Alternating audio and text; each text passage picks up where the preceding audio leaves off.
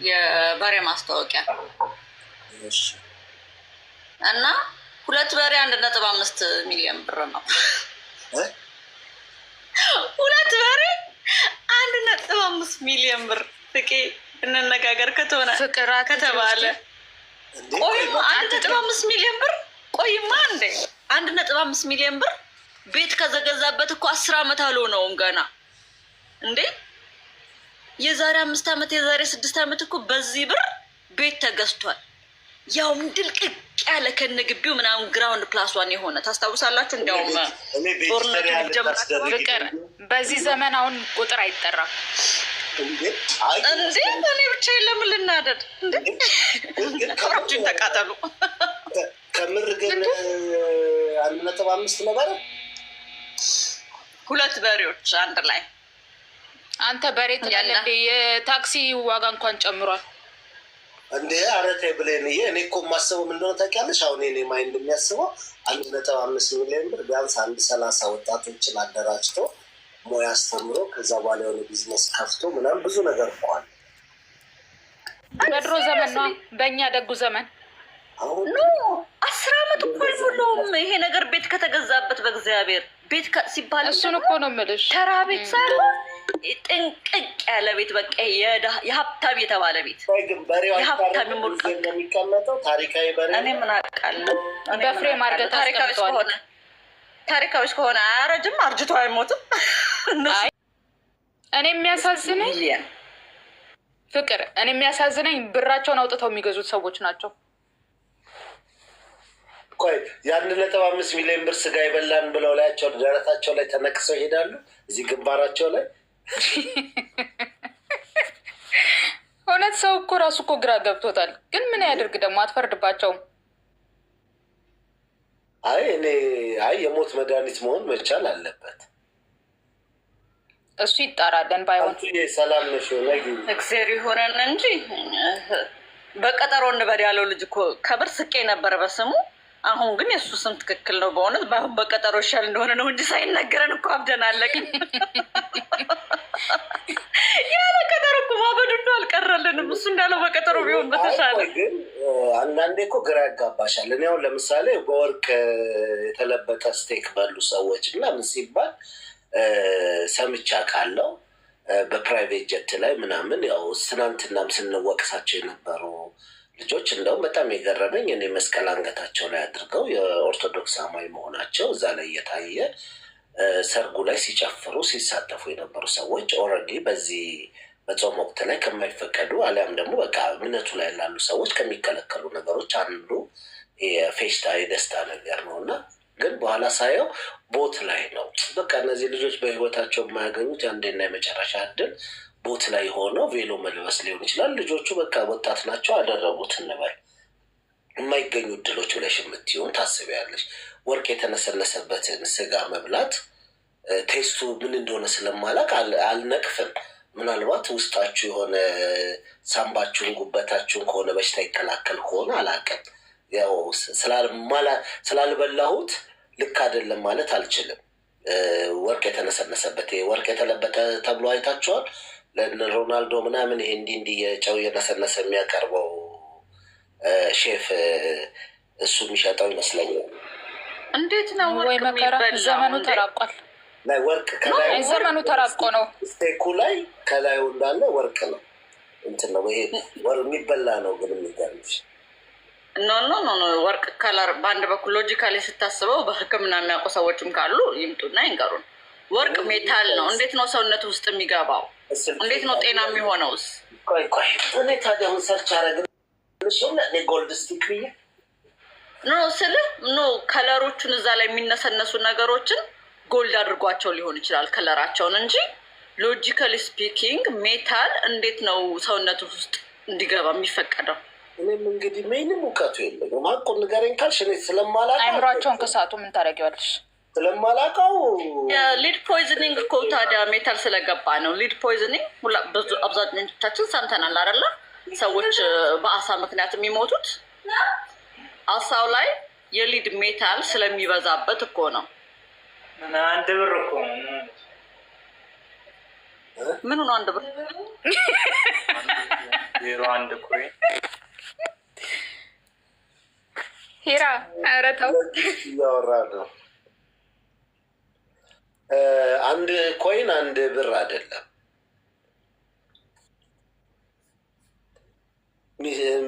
ሚስ አንደርስታንድ አለው። እየፈለኩት ነው።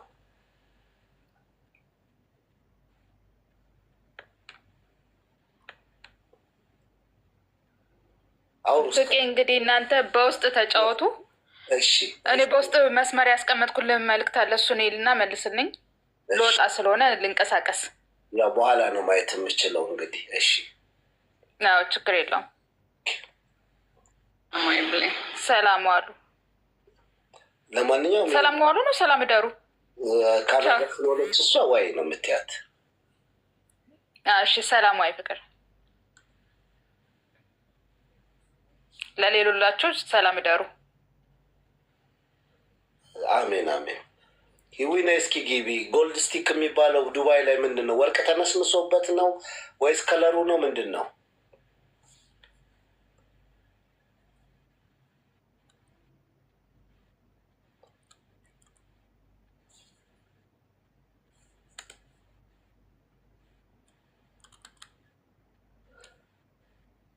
ሰላም ክረሙ። እስኪ ታብታብ አድርጉ እስኪ።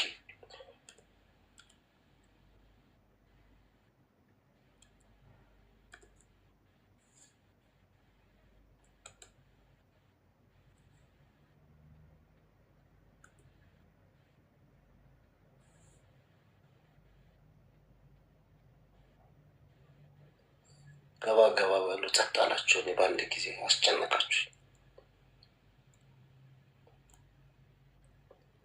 ይህን ሁሉ ያመጣችሁ ግን በግዙልኝ ያለችው ልጅ ነች አይደለ? ግን የለች።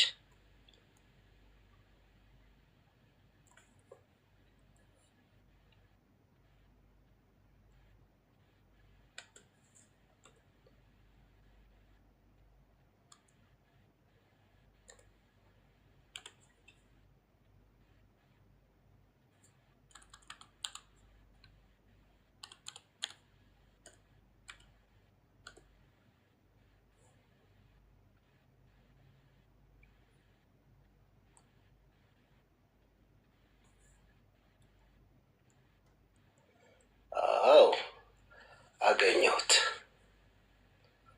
እሺ እኔ ጋር ጨለማ ነው፣ ግን የ1.5 ሚሊዮን ብር በሬ እኔ እንጃ። በስመ አብ ቢጠሩ ምን አለ እሱ ሲታረድ ራሱ ቢያሳይ። ማመጣጣል እንዴ ፍሬ የጨለማ ነው እኔ ጋር። አዎ ይሄ ነው ሰውዬው ራሱ አገኘሁት። አይገርምሽም? ይህን ሰውዬ ነው ላሳይሽ ፈልጌ የነበረው።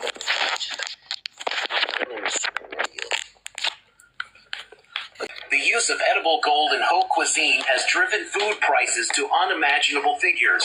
And while many label it as eccentric, this precious metal lacks nutritional value and is specifically designed to be digested without a trace. Yet its visual appeal is undeniable. India stands out as the primary consumer of edible gold today, with an astonishing... እንግዲህ ወርቅ ተፈጭቶ ተጋግሮ ተለጥፎ እንደ ፔፐር ሆኖ ምግብ ላይ ሆኖ ነው የሚበላው። እና እኔ የሚሰጠው የሆነ በሽታ የሚከላከል ከሆነ አላውቅም፣ ግን ጤነኛ ስሜት አይመስለኝም።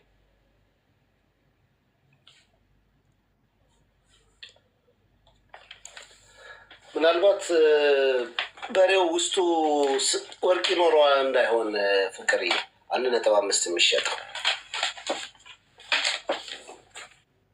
በሬ መቋደሻ አለው። እኔ መቋደሻ ላይ ነው ወርቅ ይገኛል። 2-3 ጊዜ ተገኝቷል እኮ ኢትዮጵያ ላይ ውስጡ ይሄ ሀሞቱ ላይ ሰምቻለሁ። በአጋጣሚ ነው ግን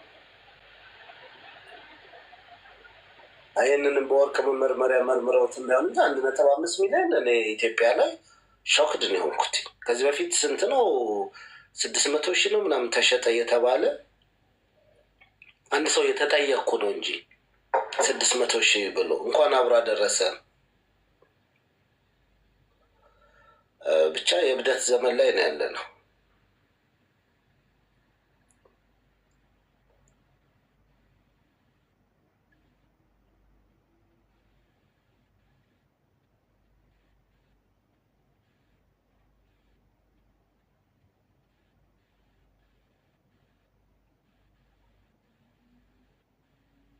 ጨክኖ ወርቅ በልቶ ከዛ ካካ ሌላው ነው ወይስ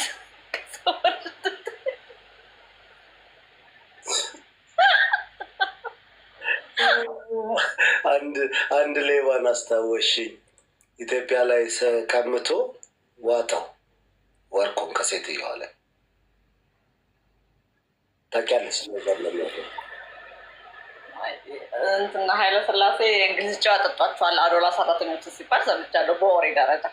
ስለ ሌቦች ግን አላውቅም።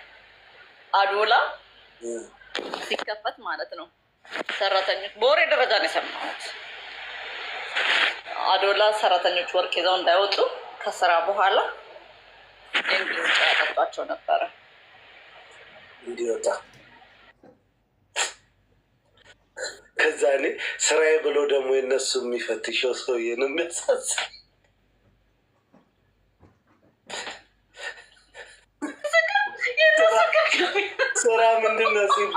ስራ ምንድን ነው ሲባል አይነ ምድር ፈታሽ መድኃኒዓለም ነው እሱ ጎልዲገር ነው እንጂ በመድኃኒዓለም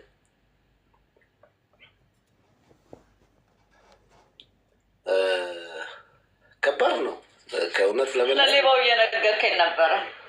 አይ ወርቅ ቀምቶ ወስዶ ፖሊስ ጣቢያ ይገባልና እንደዋጠው ፖሊሱ አይተና ኦልሬዲ ከዛ በኋላ ምን ሆነ? እሱም ጥበቃ ነው 3 ቀን ነው 4 ቀን። ከዛ በየቀኑ ምግብ እየተገዛለት እየመጣ ይበላል፣ ግን የለም። በ4ኛው ቀን ነው ምናምን የተገኘ። በ4ኛ ቀኑ ግን ተገኘ። አትሊስት ወጣ። ሆስፒታል ሁሉ ሄዶ ተፈትሾ አለ ሆድ ውስጥ ታይቷል። እና ባይወጣ ኖሮ መጨረሻ የሚደረገው ኦፕራሲዮን ነው። ሰው በጤናው በሰላም የወርቁቶ ኦፕራሲዮን እና እነዚህም አሁን የኪድኒ ምንድን ነው የሚባለው የዚህ የጠጠሩ የሐሞት ጠጠር ነው የሐሞት ጠጠር ተገኘባቸው ሲባል የበሉት ስጋ ጋር አብሮ የበሉት ወርቅ ሲወጣ ታየኝ እኮ። ያው እንግዲህ ሌላ የት ይሄዳል? መቼም ባህሪውን ይይዛል። እንደ ኤግዚቢሽን ማዕከል እዛ ሰፈር እንሄድና በሬው ሲሸጥ እና ሲታጠቅ ምናምን ትኬት ቆርጠን እንግባና እናያቸዋለን። ከምር እኔ እዛ ሰፈር በሆን ደግሞ ይህም ቢዝነስ ነበር የምቆርጠው። ይህንን ዝነኛ በሬ ሲታረድ ሆዶ ውስጥ ያለውን ለማየት ትኬት 10 1.5 ሚሊዮን በጣም አስደንግጦኛል። አኮን ነገርን ካልሽ ያንን ወይ በቃ ማሰብ ሁሉ አቆ በሬ በዚህ ደረጃ መሸጡ ፌር አይደለም።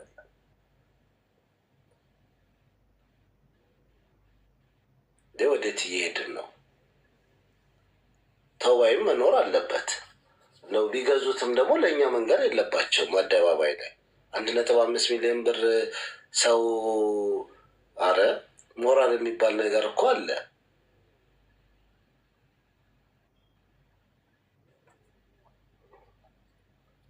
ወርቅዬ በ2 ብር ዶሮ በላው እያለች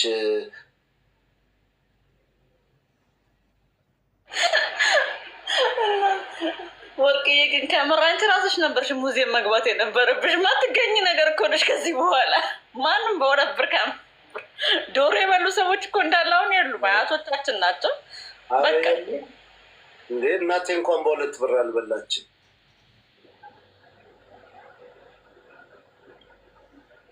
እንዴት አመሻችሁ ቤተሰብ? ሰላም ነው። አዲስ እንዴት ነው? መልእክትህን አይቼዋለሁ፣ አልመለስኩኝም። ያው እንገናኛለን ብዬ ስላሰብኩ ነው። ለነገ ተቀይሯል አይደለም? ነገ እንገናኛለን። ፍቄ የበሬው ልኩር ልዳኛችሁ ብዬ ነው። ከስር እየሰማሁ ነበር።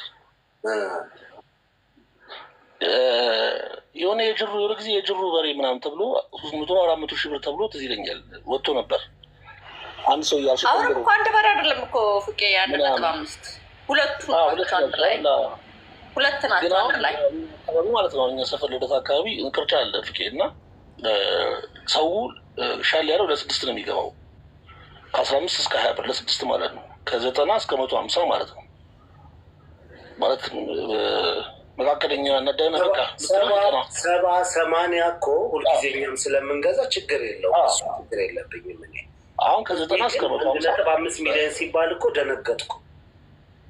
እንደዚህ ወጣ ያሉ ከብቶች አሉ። አንዳንዴ በሽንት ረጅም ሆኑ በጣም ግዙፍ የሆነ በጣም የተጋነኑ ነገሮች አሉ እና ምናልባት ኤክሰፕሽናል ኬዝ ሊሆን ይችላል የፍቅር ሰላም ያየቻቸው ሁለቱ በሬዎች እንጂ አሁን ቄራ አካባቢ ያለው እየፈለኩት አሁን ያለው አሁን ቅርጫ ራሱ ለ8 ከሆነ እስከ 10 ታገኛለህ። ፍቄ 10,000-12,000 ማለት ነው። በሬው ለ8 ውስጥ ከሆነ ግን ኦልሬዲ ፌር ነው